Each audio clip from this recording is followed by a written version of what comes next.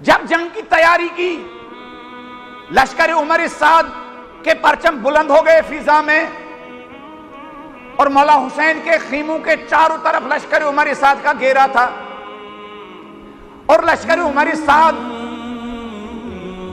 ڈول بجا رہے تھے، بینڈ بجا رہے تھے۔ پھر مولا حسین علیہ السلام لشکر عمر سعد کے سامنے گئے،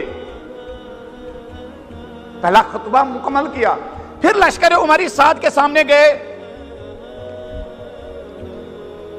پھر ان سے کہا یہ ڈول ختم کرو، یہ ڈول بجانا بند کر دو، یہ دف بجانا بند کر دو۔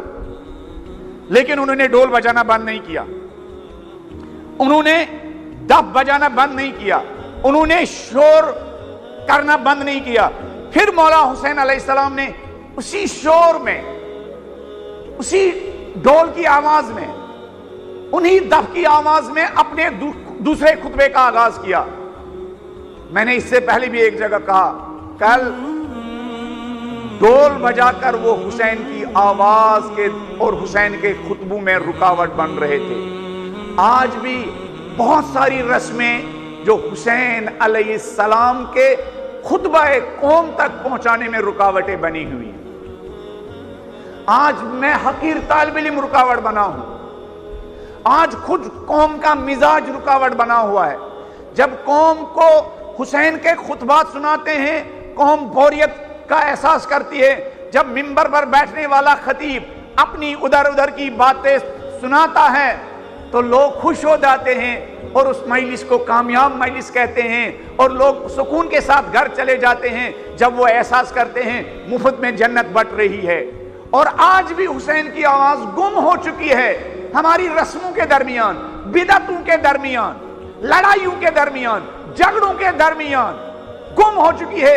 کل ڈولوں کے درمیان حسین کی آواز گم تھی، دف کے درمیان حسین کی آواز گم تھی، ڈولوں کے درمیان حسین کی آواز گم تھی، لشکر عمر سعد کے شور کے درمیان حسین کی آواز گم تھی، اور آج بھی حسین کی آواز گم ہے، آج بھی حسین کی آواز گم ہے۔ مولا حسین نے دوسرے خطبے کا آغاز کیا، فرمایا ویلکم، جب وہ ڈول نہیں بند کر رہے تھے،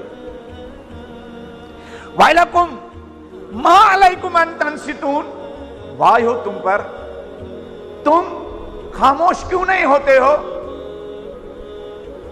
واہ ہو تم پر، خاموش کیوں نہیں ہوتے ہو؟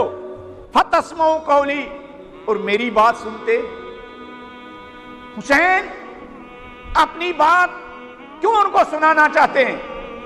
اس لیے اپنی جان بچانے کے لیے نہیں، حسین کو اپنے جان بچانے کی فکر نہیں تھی، بلکہ لشکر عمر سعد کو نار جہنم سے بچانے کی فکر تھی۔